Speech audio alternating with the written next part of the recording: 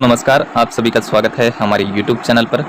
आज हम इस वीडियो में बात करेंगे अगले 3 दिनों के दौरान पूरे भारत में कैसा रहेगा मौसम का हाल।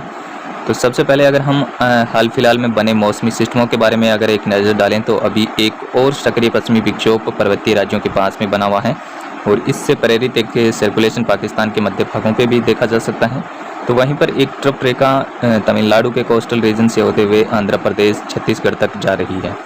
और एक सर्कुलेशन जो है वो बंगाल की खाड़ी में दक्षिण पूर्वी भागों पर भी बना हुआ है और ये सर्कुलेशन अगले कुछ दिनों के दौरान धीरे धीरे इंटेंसिफाई होकर के साइक्लोनिक स्टॉर्म का रूप लेने वाला है, यानी कि 10 मई के आसपास बंगाल की खाड़ी में साइक्लोनिक स्टॉर्म बनने जा रहा है। तो इन्हीं मौसमी सिस्टमों के चलते अगले 3 दिनों के दौरान अगर हम बात करें कि भारत के तमाम राज्यों में मौसम कैसा रहेगा, तो अभी आप जो मैप देख पा रहे हैं ये 6 मई को जो है वो वेदर एक्टिविटी कुछ इस प्रकार से नज़र आएगी, क्योंकि अब जो है वो अगले 2 दिन हालांकि पर्वतीय राज्यों के साथ साथ मैदानी राज्यों में WD के प्रभाव से हल्की बारिश की गतिविधियाँ कई राज्यों में देखने को मिलेगी, लेकिन उसके बाद में लगातार जो है वो टेम्परेचर में बढ़ोतरी देखने को मिलेगी और कई राज्यों में भीषण गर्मी का जो दौर है वो अब देखने को मिल सकता है। अभी अगर हम 6 मई की बात करें तो 6 मई को इस WD के प्रभाव से पर्वतीय राज्यों में जम्मू कश्मीर, हिमाचल और उत्तराखंड के ऊपरी इलाकों में हल्की से मध्यम वर्षा कई स्थानों पर यहाँ पे देखने को मिल सकती है। तो वहीं पर निचले इलाकों में बारिश की गतिविधियाँ छुट-पुट स्थानों पर देखने को मिलेगी। हरियाणा, पंजाब और दिल्ली NCR के भागों में भी ज़्यादा बारिश की संभावना नहीं है। कल यहाँ पर ज़रूर हरियाणा, पंजाब और दिल्ली के भागों में कई स्थानों पर हल्की वर्षा हो सकती है, लेकिन राजस्थान में 6 मई को कई स्थानों पर बारिश हो सकती है, जिसमें पश्चिमी भागों में बीकानेर, कुछ एक जो बाड़मेर के इलाके हैं, गंगानगर, हनुमानगढ़, इन भागों में लाइट रेन देखा जा सकता है। इसके अलावा शेष राजस्थान के भागों में कोई ज़्यादा बारिश की गतिविधियाँ होती हुई नज़र नहीं आ रही है और साथ ही सेंट्रल भागों में भी कुछ बारिश की गतिविधियाँ गुजरात और मध्य प्रदेश और महाराष्ट्र के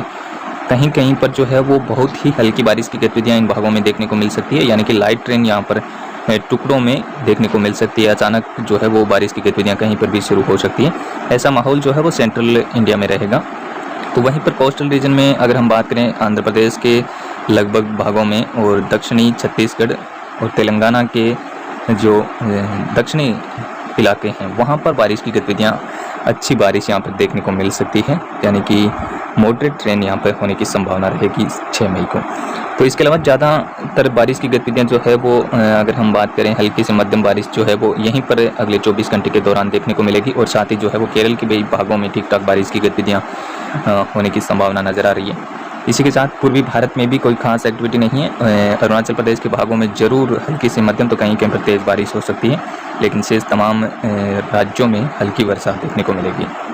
इसके अलावा अगर हम बात करें कि 7 मई को देश में कैसा रहेगा मौसम, तो 7 मई को पर्वतीय राज्यों में जम्मू कश्मीर और गिलगित में काफ़ी ज़्यादा तेज़ बारिश की गतिविधियाँ इन भागों में देखने को मिलेगी। तो वहीं पर निचले इलाकों में हरियाणा, पंजाब के भी कुछ भागों में और पश्चिमी उत्तर प्रदेश, दिल्ली NCR इन भागों में बहुत हल्की बारिश, बूंदाबांदी जैसी गतिविधियाँ यहाँ पे गरज चमक के साथ देखने को मिल सकती हैं। लेकिन 7 मई के बाद में पूरे उत्तर भारत के साथ मध्य भारत और इन सभी भागों से वेदर एक्टिविटी हट जाएगी और लगातार तापमान में यहाँ पे बढ़ोतरी होने की संभावना है। 7 मई को सेंट्रल इंडिया में भी कई स्थानों पे, महाराष्ट्र के भागों में, तेलंगाना के भागों में, छत्तीसगढ़ के दक्षिणी रीजन में यहाँ पे लाइट रेन टुकड़ों में कहीं कहीं पर देखने को मिल सकती है। यहाँ पे हल्का मॉइस्चर रहेगा, जिसके चलते यहाँ पे गतिविधियाँ कहीं पर भी देखने को मिल सकता है। इसके अलावा साउथ इंडिया में भी 7 मई को ज़्यादा एक्टिविटी नहीं है, यहाँ पर भी बारिश की गतिविधियों में कमी आएगी, लेकिन साउथ इंटीरियर कर्नाटका के साथ साथ तमिलनाडु और आंध्र प्रदेश के उत्तरी भागों में यहाँ पर कई स्थानों पे अच्छी बारिश की एक्टिविटी भी हो सकती है कुछ समय के लिए। पूर्वी भारत में भी अरुणाचल प्रदेश के पर्वतीय जिलों में कुछ अच्छी खासी एक्टिविटी देखने को मिल सकती है, लेकिन पूर्वी भारत के निचले इलाकों में यानी कि असम, मेघालय, त्रिपुरा, मणिपुर, मिजोरम के भागों में ज़्यादा बारिश की संभावना नज़र नहीं आ रही है। इसके बाद 8 मई की अगर हम बात करें तो 8 मई को जो आप यहाँ पे मैप में देख पा रहे हैं कि भारत के ज़्यादातर भागों से बारिश की एक्टिविटी हट जाएगी। पर्वतीय राज्यों में जम्मू कश्मीर और हिमाचल के कुछ भागों में बारिश की गतिविधियाँ 8 मई तक देखने को मिलेगी और उसके बाद में यहाँ पर भी बारिश में काफ़ी कमी हो सकती है। इसके बाद सेंट्रल इंडिया में ज़्यादा कोई एक्टिविटी होने की संभावना नहीं है। मध्य प्रदेश, गुजरात और महाराष्ट्र के उत्तरी भागों में लगभग वेदर साफ रहेगा। तो ऐसे ही छत्तीसगढ़ के उत्तरी इलाकों में और सेंट्रल भागों में भी कोई बारिश की संभावना नहीं है। लेकिन अगर 8 मई को बारिश की गतिविधियां दक्षिण भारत के कुछ भागों में बढ़ने की संभावना है, जिसमें तमिलनाडु के कोस्टल भागों में, आंध्रा के कोस्टल इलाकों में यहाँ पे ज़बरदस्त बारिश की गतिविधियाँ शुरू हो सकती है। तो वहीं पर तेलंगाना और दक्षिणी जो छत्तीसगढ़ के कुछ भागों में यहाँ पे मॉडरेट रेन हो सकता है 8 मई को। वहीं पर महाराष्ट्र के भी जो साउथ जो दक्षिणी इलाके हैं यानी कि इन भागों में कई स्थानों पे बारिश की गतिविधियाँ होने की संभावना रहेगी,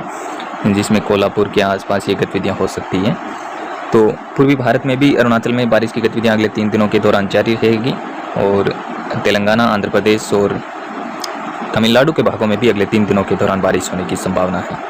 उत्तर पश्चिमी भारत और मध्य भारत में अगले 2 दिन के बाद में वेदर एक्टिविटी पूरी तरीके से साफ हो जाएगी और यहाँ पे लगातार तापमान में बढ़ोतरी देखने को मिलेगी। तो कुछ इस तरीके से अगले 3 दिनों के दौरान पूरे भारत में मौसमी गतिविधियाँ देखने को मिलेगी।